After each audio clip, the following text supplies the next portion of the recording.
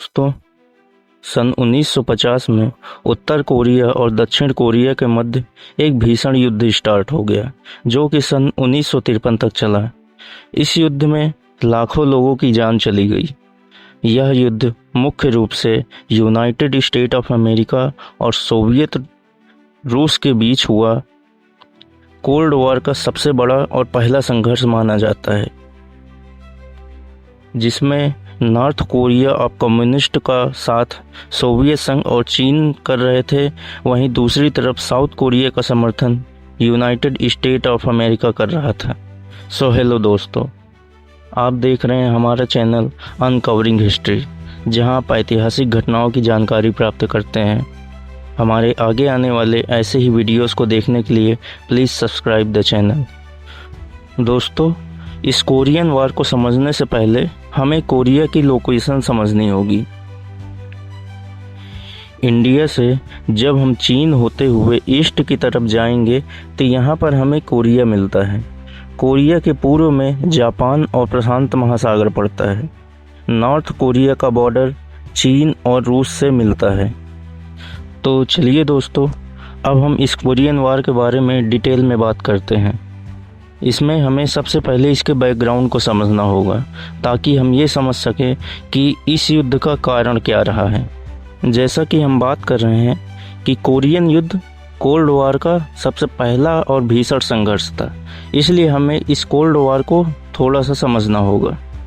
दोस्तों, जब second world war start हुआ तो इसमें दो पक्ष लड़ रहे थे, जहां एक तरफ एक्सिस कंट्रीज थे, जिनमें मुख्य रूप से इटली, जापान और जर्मनी थे। वहीं दूसरी तरफ एलाइज कंट्रीज थे, जिसमें मुख्य रूप से ब्रिटेन और फ्रांस थे। जैसा कि हम जानते हैं, सेकेंड वर्ल्ड वॉर की शुरुआत सन 1939 में हुई, वहीं इसका अंत 1945 में हुआ। सेकेंड वर्ल्ड वॉर की शुरुआत में एलाइज कंट्रीज के साथ ब्रिटेन और फ्रांस ही थे, लेकिन धीरे धीरे जब जापान ने रूस पर अटैक किया तो एलाइज कंट्रीज के साथ रूस को भी आना पड़ा। वहीं पर्ल हार्बर पर अटैक के बाद अमेरिका भी इस सेकेंड वर्ल्ड वॉर में कूद पड़ा। दोस्तों, इस सेकेंड वर्ल्ड वॉर को ख़त्म करने में अमेरिका की सबसे महत्वपूर्ण भूमिका रही है।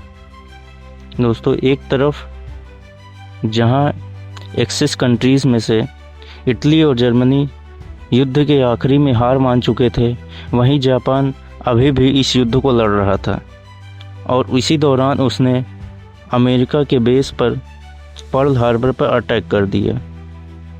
इसके रिस्पांस में अमेरिका ने 6 अगस्त और 9 अगस्त को हिरोशिमा और नागासाकी पे परमाणु बम गिराए, जिसकी वजह से जापान बुरी तरह से सेकेंड वर्ल्ड वॉर में हार गया। और इस सेकेंड वर्ल्ड वॉर की हार के बाद अमेरिका के द्वारा किए गए परमाणु बम के हमले के बाद इस सेकेंड वर्ल्ड वॉर का अंत हो गया। दुनिया ने पहली बार इस परमाणु बम की तबाही देखी थी, जिसे अमेरिका ने जापान के ऊपर यूज़ किया था। दोस्तों, इस सेकेंड वर्ल्ड वॉर के बाद अमेरिका एक महाशक्ति के रूप में उभरा। इस युद्ध के बाद संयुक्त राष्ट्र अमेरिका और सोवियत रूस के बीच महाशक्ति बनने को लेकर एक रेस स्टार्ट हो गई। एक तरफ जहां यूनाइटेड स्टेट ऑफ अमेरिका अपने आप को दुनिया की महाशक्ति साबित करना चाहता था, वहीं दूसरी तरफ सोवियत रूस भी अपने आप को दुनिया की महाशक्ति ही बोल रहा था। इस महाशक्ति बनने की होड़ में ही ये दोनों देश दुनिया के कई देशों में उन देशों को ढाल बनाकर उनके पीछे से लड़े, क्योंकि इन सभी युद्धों में ये दोनों देश कभी सामने से नहीं लड़े, लेकिन ये उन देशों को ढाल बनाकर पीछे से लड़ते रहे। इसी वजह से इस युद्ध को कोल्ड वॉर बोला जाता है। यह कोल्ड वॉर का संघर्ष ही था जिसने अमेरिका को आखिरी में महाशक्ति बनाया। तो दोस्तों, अब इस कोल्ड वॉर के संघर्ष को समझने के बाद आइए अब हम मुख्य रूप से अपने कोरियन युद्ध को समझते हैं। 1904-05 में हुए रूस जापान युद्ध, जापान ने कोरिया पर कब्जा कर लिया था, पर जापान के कब्जा करने से पूर्व कोरिया पर कोरियाई साम्राज्य का शासन था। सन 1945 में सेकेंड वर्ल्ड वॉर के समाप्त होने पर जापान की हार हुई और कोरिया दो भागों में बांट दिए गए। एक तरफ नॉर्थ कोरिया जिस पर सोवियत रूस का कब्जा था, वहीं दूसरी तरफ था दक्षिण कोरिया जिस पर संयुक्त राष्ट्र अमेरिका का कब्जा था। दोस्तों, 38 डिग्री पैरेलल लाइन इन दोनों देशों के बीच एक आर्टिफिशियल लाइन थी। नॉर्थ कोरिया ने यूनाइटेड नेशन के पर्यवेक्षण में हुए 1948 में हुए दक्षिण कोरिया के चुनाव में भाग लेने से इनकार कर दिया। उत्तर कोरिया में कम्युनिस्टों के नेतृत्व में कोरियाई लोक जनवादी गणराज्य की सरकार बनी, तो वहीं दक्षिण कोरिया में अनेक पार्टियों वाली कोरियाई गणराज्य की डेमोक्रेटिक सरकार का गठन हुआ। दोनों देश जो नॉर्थ कोरिया और साउथ कोरिया थे, वो दोनों पूरे कोरिया पर अपना प्रभुत्व होने का दावा करते थे। इसी बीच 38 डिग्री पैरेलल बॉर्डर लाइन के पास साउथ कोरिया की रिपब्लिक ऑफ कोरियन आर्मी और नॉर्थ कोरिया की कोरियन पीपुल आर्मी के बीच एक लिमिटेड बॉर्डर वॉर स्टार्ट हो। इस बीच नॉर्थ कोरिया ने दक्षिण कोरिया में 10 से ज़्यादा बार cross border guerrilla inclusion start कर दिया। इस इनिशियल बॉर्डर वॉर में कम से कम 8,000 साउथ कोरियन सोल्जर और लगभग 30,000 अदर कोरियन आर्म सिटीजन की मृत्यु हो गई थी। 25 जून 1950 को नॉर्थ कोरिया ने साउथ कोरिया पर एक फुल फ्लेज आक्रमण कर दिया और ठीक इसी दिन सोवियत रूस की अनुपस्थिति का फायदा उठाते हुए यूनाइटेड स्टेट ऑफ अमेरिका ने अन्य सदस्यों से यूएन सिक्योरिटी काउंसिल में नॉर्थ कोरिया को एक आक्रमणकारी राज्य घोषित करवा दिया। आक्रमणकारी राज्य घोषित करवाने का फायदा यह होता है कि यूनाइटेड स्टेट और उसके सहयोगी देश मिलकर उस देश के खिलाफ कोई भी एक्शन ले सकते हैं। यूएन सिक्योरिटी काउंसिल ने यह सिफारिश की कि यूनाइटेड नेशंस के सदस्य कोरियाई गणराज्य यानी दक्षिण कोरिया को आवश्यक सहायता प्रदान करें, जिससे वह सशस्त्र आक्रमण का मुकाबला कर सके।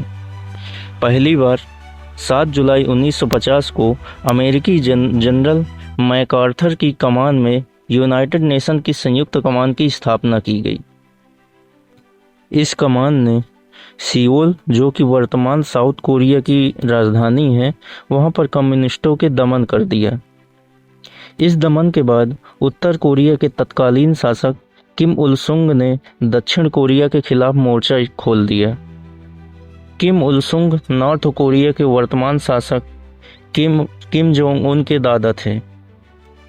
अब तक सोवियत संघ यानी यूएसएसआर ने इस कार्यवाही में भाग नहीं लिया था, पर अब उसने इसमें भाग लेना आरंभ कर दिया था। यूएसएसआर ने कोरिया में यूनाइटेड नेशन की कार्रवाई रोकने के लिए वीटो का प्रयोग कर दिया। वहीं दूसरी तरफ अमेरिकी और चीनी सेनाएं कोरियाई मामले को लेकर उलझ पड़ी। युद्ध शुरू होने के कुछ ही महीनों बाद चीन को यह आशंका होने लगी कि अमेरिकी फौज उसकी सरहदों को पार कर उसकी तरफ रुख कर सकती है। इसलिए उसने तय किया कि इस युद्ध में वह अपने साथी नॉर्थ कोरिया का बचाव करेगा। शुरुआत में अमेरिकन सोल्जर्स को नुकसान उठाना पड़ा, हालांकि चीन के पास अच्छे हथियार नहीं थे। अब अमेरिका के लिए नॉर्थ कोरिया को मिल रहे चीन और यूएसएसआर के सप्लाई लाइन को काटना बहुत ज़रूरी हो गया था। इन घटनाओं के बाद अमेरिकी जनरल मैकार्थर ने धरती को जला देने वाली अपनी युद्ध नीति अपनाई। इस युद्ध नीति को अपनाते ही नॉर्थ कोरिया के शहरों और गांवों के ऊपर से रोजाना अमेरिकी बम वर्षक विमान B-29 और B-52 मंडराने लगे। इन लड़ाकू विमानों पर जानलेवा नैपलम बम था। नैपलम बम एक तरह का ज्वलनशील लिक्विड होता है जिसका यूज युद्ध में किया जाता है। इस भयंकर अमेरिकी कार्यवाही के बाद जल्द ही नॉर्थ कोरिया के शहर और गांव मलबे में तब्दील होने लगे। चाइनीज और नॉर्थ कोरियन ट्रूप्स के पास मिलिट्री इक्विपमेंट की कमी हो रही थी और साथ ही यूनाइटेड नेशन और यूनाइटेड स्टेट ऑफ अमेरिका के बॉम्बर्स का भी लगातार खतरा बना हुआ था। इन सभी वजहों से चाइनीज और नॉर्थ कोरियन अलायंस को बहुत कैजुअलिटी सहनी पड़ी। इसी दौरान 1952 में यूनाइटेड स्टेट ऑफ अमेरिका में नए प्रेसिडेंट डी आइजनहोवर बने। 20 जनवरी 1953 को आइजनहावर ने यूनाइटेड स्टेट ऑफ अमेरिका के प्रेसिडेंट की शपथ ली। इसी बीच 1953 में ही 5 मार्च को सोवियत रूस के लीडर जोसेफ स्टालिन की मृत्यु हो गई। नए सोवियत लीडर को चाइना को सपोर्ट करने की कोई इच्छा नहीं रही। इस तरह से चाइना बिना यूएसएसआर के सपोर्ट के कोरिया में युद्ध नहीं लड़ सकता था और इस तरह से north Korean army, south Korean army और यूनाइटेड नेशन कमांड ने 27 जुलाई 1953 को कोरियन आर्मिमिस्टिक एग्रीमेंट साइन किया। इस एग्रीमेंट के तहत नॉर्थ कोरिया और साउथ कोरिया के मध्य एक कोरियन डिमिलिटराइज जोन बनाया गया जो 38 डिग्री पैरेलल लाइन को ही फॉलो करता था। इस एग्रीमेंट के तहत south Korea, north Korea, United state of America और चीन को पीस टॉक के लिए भी बुलाया गया। इस युद्ध में लगभग 16 से 17 लाख लोगों की जान चली गई, जिसमें लगभग 8 लाख तो आम सिविलियंस ही मारे गए। दोस्तों, आइए अब इस युद्ध में हम भारत की भूमिका को समझते हैं। भारत के अनथक प्रयास के फलस्वरूप ही दोनों पक्षों को जून 1953 में एक साथ लाना संभव हो पाया। भारतीय राजदूत और कोरिया संबंधी संघ के कमीशन के अध्यक्ष केपीएस मेनन द्वारा तैयार फार्मूले के अनुसार युद्ध बंदी पर सहमति हुई और लड़ाई में बंदी बनाए गए सैनिकों की अदला बदली का फार्मूला तैयार हो पाया। भारतीय जनरल थिमैया की अध्यक्षता में निष्पक्ष देशों का रिहाई कमीशन बनाया गया। इस तरह से कोरियाई युद्ध गुट निरपेक्षता में भारत की आस्था और शांति में उसके विश्वास की भी परीक्षा हुई, जिसमें वह खरा उतरा। So this is the end of this video. I hope कि इस घटना संबंधित आपको सारी जानकारी प्राप्त हो गई होगी। आगे आने वाले ऐसे ही इंफॉर्मेटिव वीडियोस को देखने के लिए please like, share and subscribe my channel. नमस्कार, जय हिंद।